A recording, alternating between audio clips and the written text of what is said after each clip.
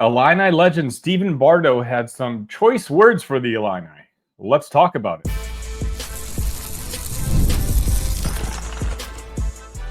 You are Locked On Illini, your daily podcast on the Illinois Fighting Illini.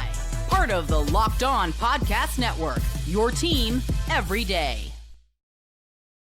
Welcome back to another episode of Locked On Illini. Thank you so much for making us your first listen each and every day. My name is Sunny Verma. You can find me on all your favorite social medias. Send me a message. Say something nice. Say something not so nice.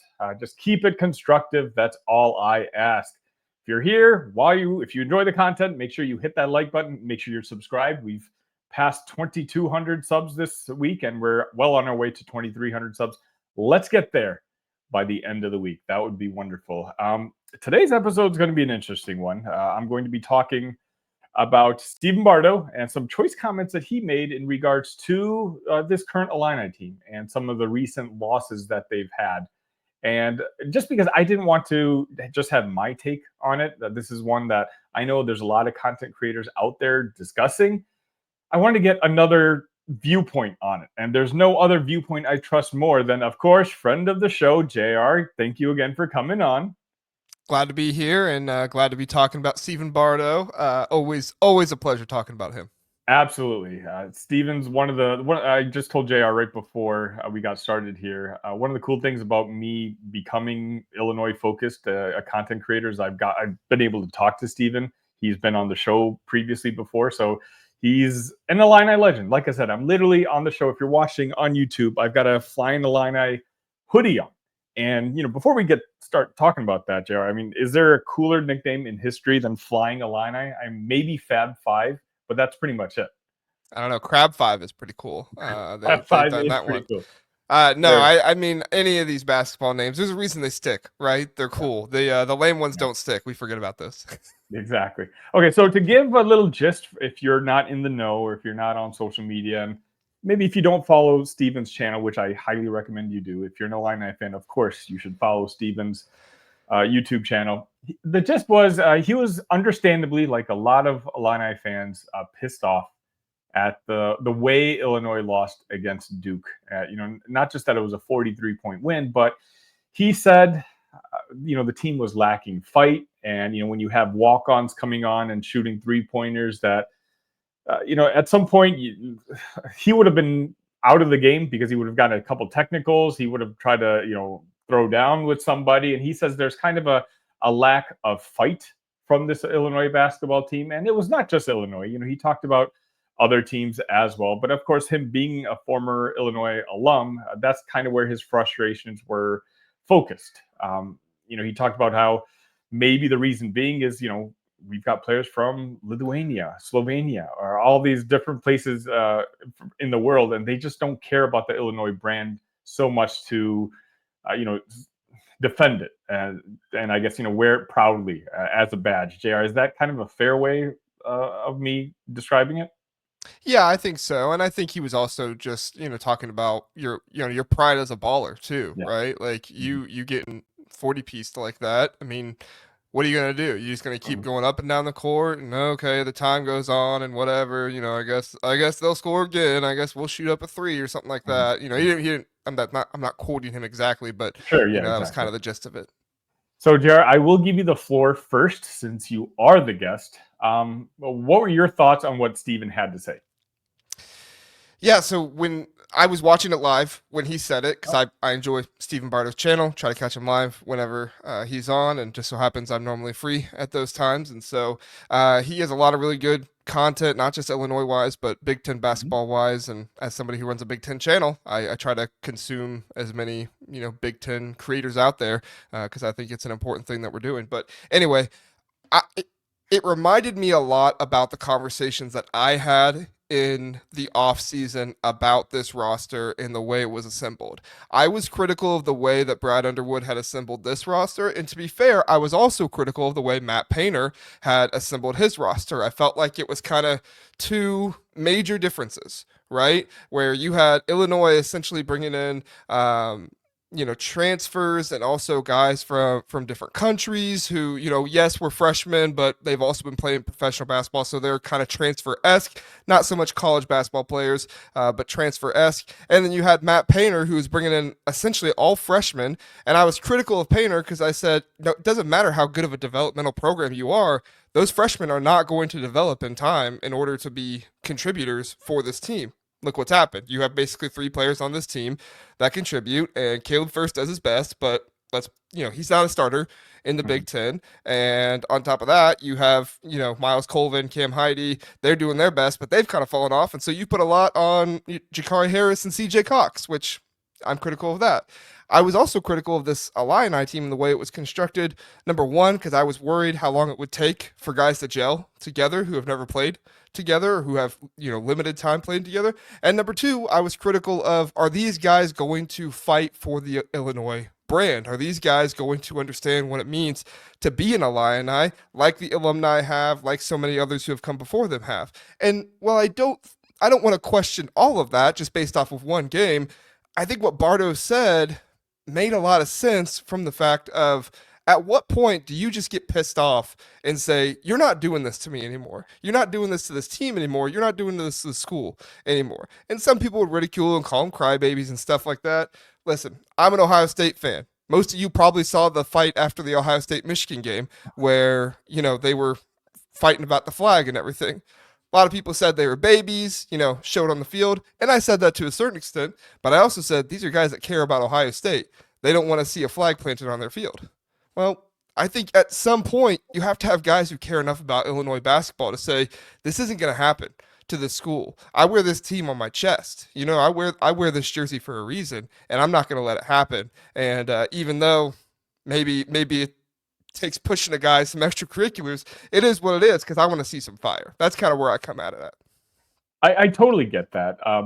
For me, I kind of come in from a different angle, and this is me speaking as someone who's, my favorite sport in the world is basketball. And I grew up in Chicago in the 90s with Michael Jordan. Like, literally the Chicago Bulls were my first influence when it comes to the world of sports. And, when you're a kid and you have nothing to worry about, you can soak all that in. Like, it was the golden era for me. So basketball has always held a special part in my heart, when it comes to all the different sports. For me, what Stephen was arguing was something I think everyone already argues about the sport in general. And this is me included. I don't watch the NBA much anymore because for me, I grew up with Michael Jordan, with the rivalries, with the Bulls versus Pistons, Bulls versus Knicks versus Heat. Those teams hated each other. That was the culture of basketball back then. And in the 80s, when Stephen was playing, same thing. You had these guys playing 3, 4, 5 years. Of course, when you hated one guy 1 year, you're going to just grow to hate him as you play him over and over again. I don't think it's the culture at Illinois is the problem. I think the culture of the sport is the problem. And I'm not trying to point fingers here, but with this LeBron, Carmelo, Dwayne Wade generation that came up about 2 decades now. I can't believe LeBron's still playing. AAU has changed everything, right? No longer do these kids grow up as rivals. They're friends since they're 12, 13, 14 years old. And so that's translated to the NBA level, where now there's no real such thing as a rivalry anymore. I can't think of 2 teams that hate each other, that want to fight each other, right? Like now, for sure, the Lakers and Mavericks, there's a big rivalry, but it's more so a Luka Doncic versus Nico Harrison type of rivalry. It's not team versus team. And I think, if anything, that's just kind of crawled into the college basketball landscape as well. Speaking of Illinois, I understand the argument about, wanting to throw someone down when you're losing by 40 points. But Jerry, you watch more Big Ten basketball than I do, but I do watch a good fair bit. And when I think of the other teams in the conference, I can't think of someone who really is out there saying, hey, I'm Michigan, right? I'm Michigan. That was my original point. Michigan's on top of the Big Ten conference. Vlad Golden, this is his first year wearing the blue and maize as well. I just think this is what the sport has kind of become. You talked about football. Football's different because the culture is still there with football. That, those guys do stick around for 3-4 years. I just think, Illinois, Greg Waddle brought up a fantastic point, and he beat me to it. Definitely check out his video. He released it, I think Wednesday afternoon. Illinois brought in their talent in a certain manner, right? And they currently sit at 10-8 in the conference, 18-11 overall. As you mentioned, Purdue, the way teams used to build themselves in the 80s, just basically you recruit preps and you develop talent that way. Well, Purdue literally stands just one step higher than Illinois. They're at 11-6, 19-9. I just don't know if there's one method to build a college basketball team nowadays. And again, Greg brought up another great point. Last year was the same thing, right? Marcus Damask only played one season at Illinois. Quincy Guerrier only played one season at Illinois. Terrence Shannon Jr. played 2. Coleman Hawkins is one guy who did play 3 years. And, for me, it's just one of those, I think Illinois is being pointed out here because Stephen has such a huge platform. And right now, they are an easy scapegoat because I'm not arguing with anything he says in regards to this basketball team. But if I'm Brad Underwood, do I spend too much time thinking about if this team is too soft or not? I don't think so. For me, it's like I just bring in the most talent that you can and let them figure it out, because sometimes it's just personalities that clash. I don't think it's an Illinois problem that they're too soft or anything. It's just the culture of basketball as a sport, and this spreads to like high school, maybe even the junior high school level. I don't think the rivalries exist anymore. I don't think hate exists anymore. I think they're just super talented players who play together. They grow up all being best friends. They're all playing in tournaments together in the off season. They're playing for the USA under 18s, under 16s. They get to know each other. They're friendly. And I just think the basketball that Stephen Bardo, played in the 80s and that he's hearkening back to, the basketball that I love in the 90s, it just simply doesn't exist anymore. And so I think maybe, I understand his frustration. The frustration was Illinois losing by 40. None of us want to. I'm an alum too. I don't want to see my alum or my team lose by 40 points. But when it comes to getting up and shoving somebody, I just don't know if that's an Illinois problem. I can't think of other players on other schools that would be as aggressive. Am I wrong?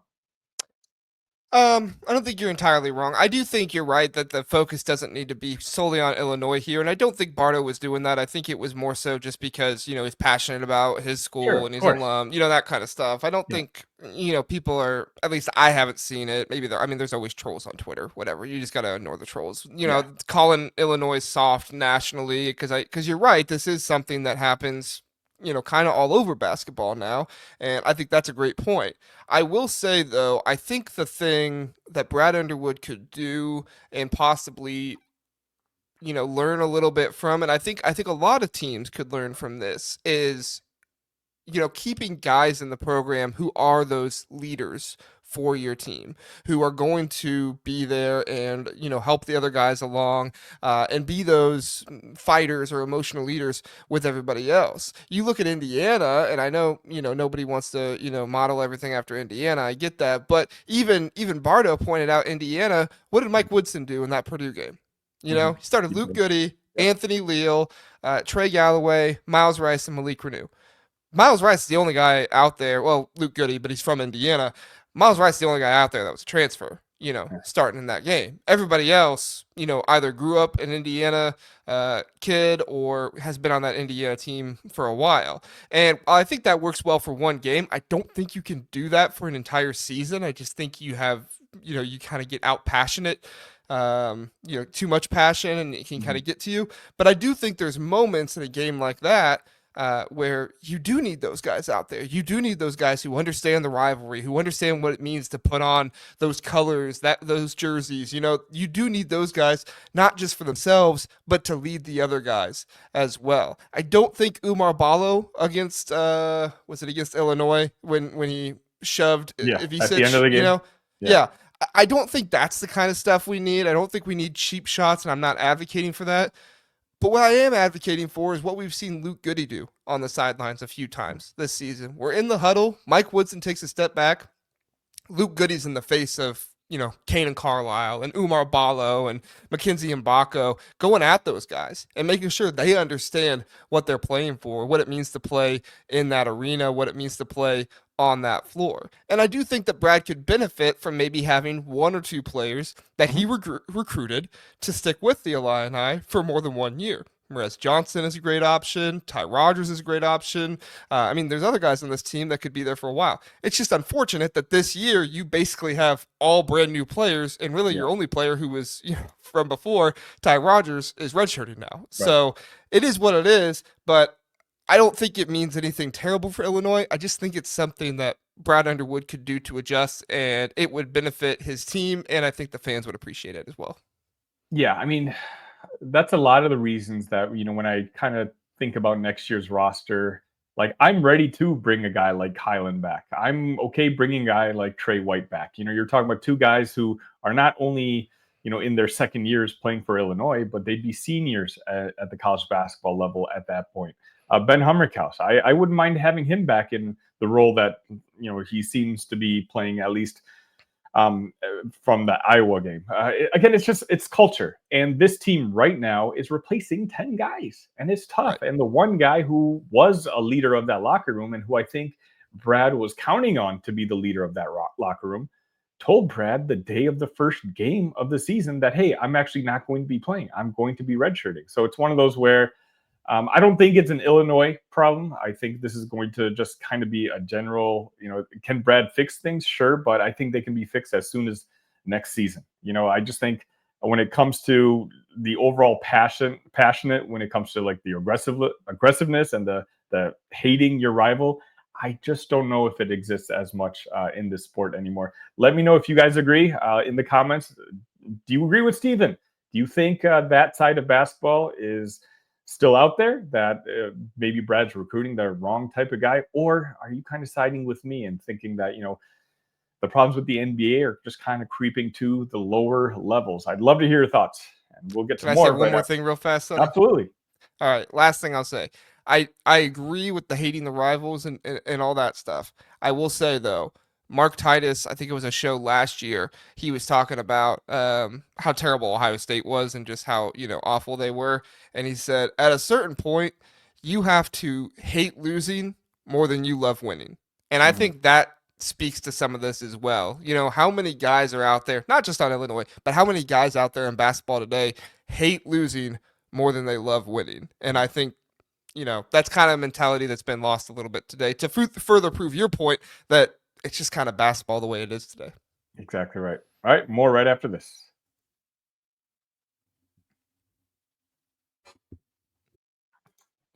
Attention, Locked On Illini fans. The future of college sports is here, and it's transparent. Before the Roy app, NIL negotiations often happened under the table, and fans didn't have a clear way to directly support the athletes they love. Now, with Roy, you get to be a part of the change and support Illini athletes in the most transparent way possible. Roy, the NIL app, allows you to choose the player you want to support, decide how much you want to contribute, and receive exclusive content from the athletes you back. The best part, if your player transfers, you get your money back. It's a risk-free way to show your support. The Roy app is giving fans control. No more uncertainty. Now you can provide transparent, impactful support and help shape the team and the future of college sports with your contributions. Download the Roy app now from the App Store and start backing Illini athletes with what they deserve, with transparency, trust, and a real impact. This is the future of college sports. Join it now by downloading Roy and supporting your favorite players.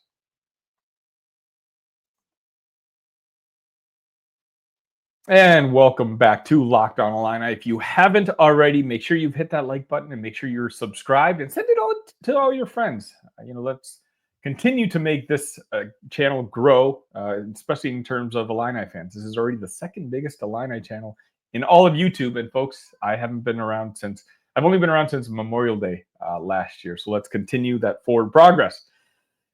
Next up, I wanted to talk about that's a trend. I guess that's the only way for me to describe it.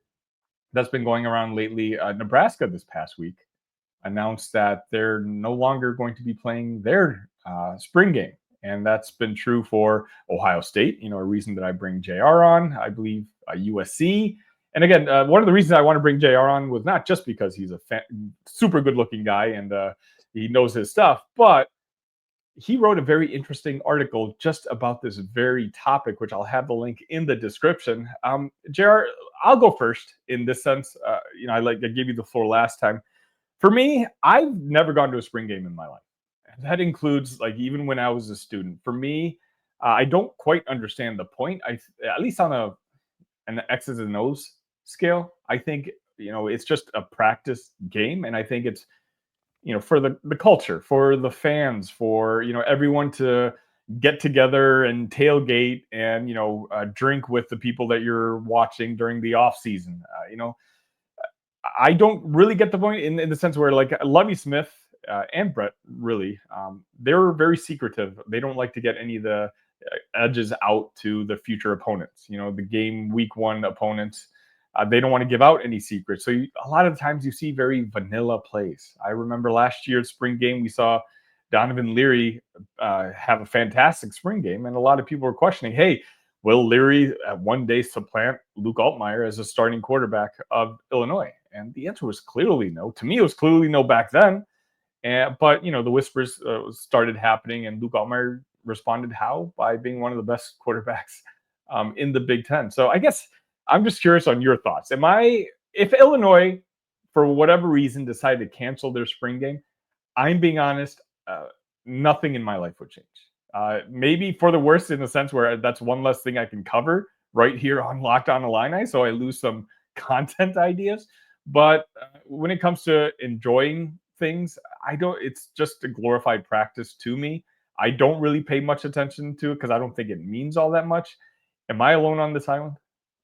No, I don't think so. And I think, in my article, I literally say in it, which by the way, the article is at scarletandgame.com over the fan side. It is an Ohio State channel, and I do talk about Ohio State primarily in the article, but the sentiment can remain for any fan out there as it does get a little personal as well. But that's kind of the crutch of it all, is that this is an experience for fans, right? For Brett Bielema not wanting to show too much, this is kind of what Matt Rule got at, where he didn't want to show his players, and then they get poached in the transfer portal. And so then you had Steve Sarkisian say, well, we don't even want to do a spring game, we just want to do OTAs like in the NFL, which honestly is probably more beneficial for them. That's the reason why the NFL does OTAs instead of a spring game.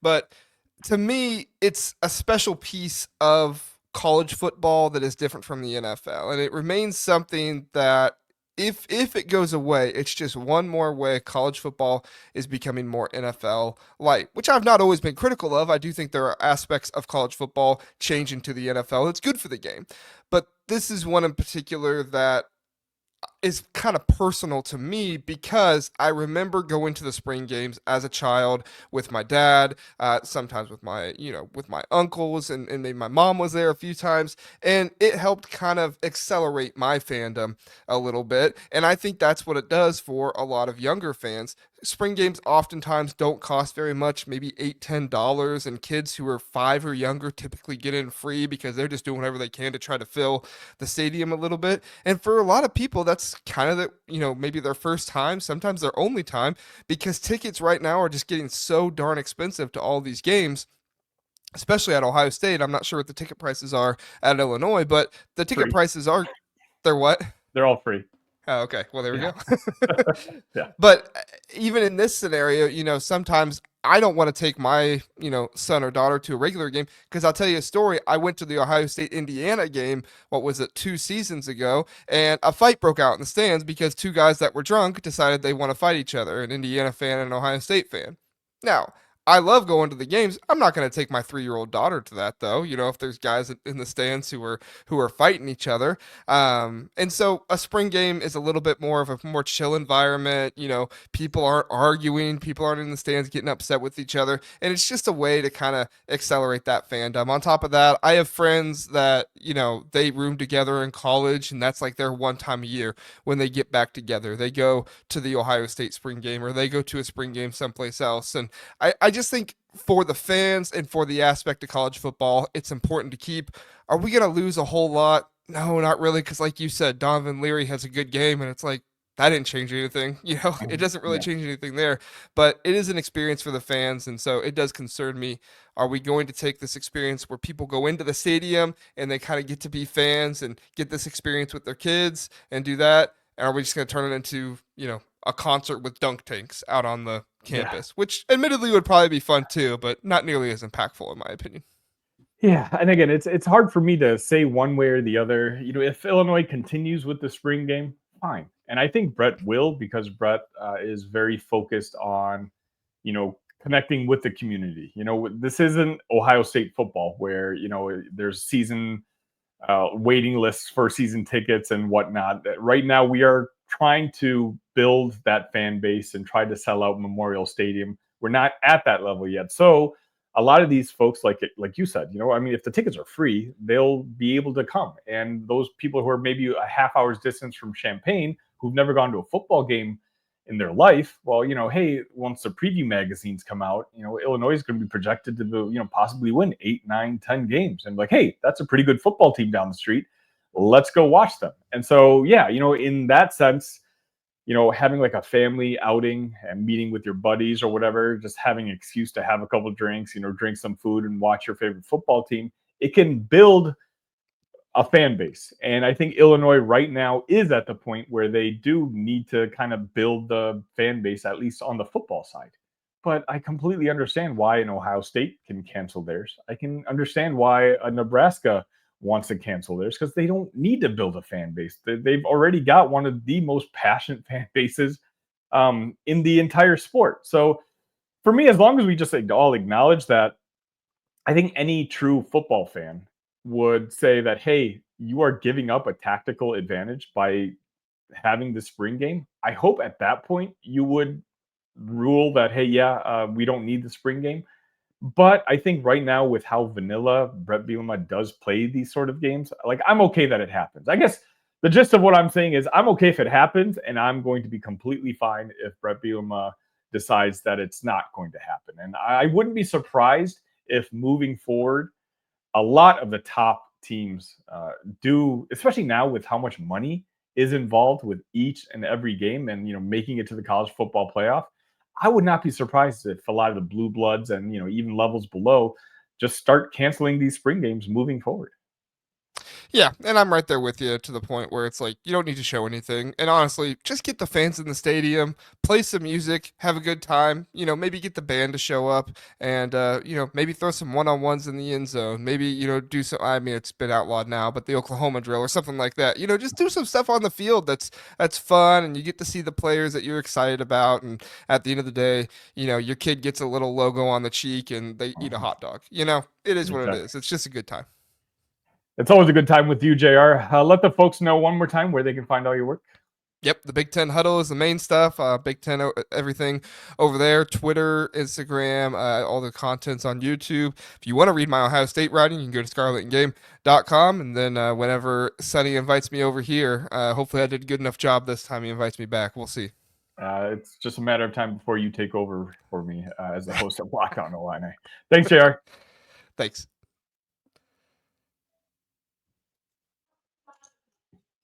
Life moves fast, especially when you have a family. One day you're watching your kids take their first steps, and before you know it, they're off to college. That's why securing the future is so important. Fabric by Gerber Life makes it simple to get term life insurance that fits your family's needs. With Fabric, you can apply for term life insurance online, right from your couch. You could be covered in under 10 minutes, and in many cases, no health exam is required. As a parent, I want to make sure my family is financially protected no matter what happens. Fabric gives me that peace of mind.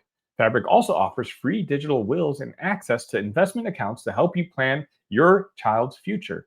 Join the thousands of parents who trust Fabric to help protect their families.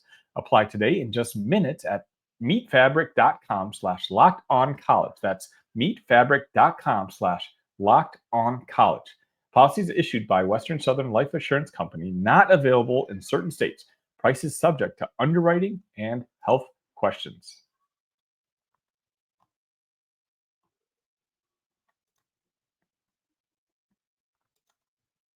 And that'll wrap it up for another episode of Locked On Illini. I really like this one.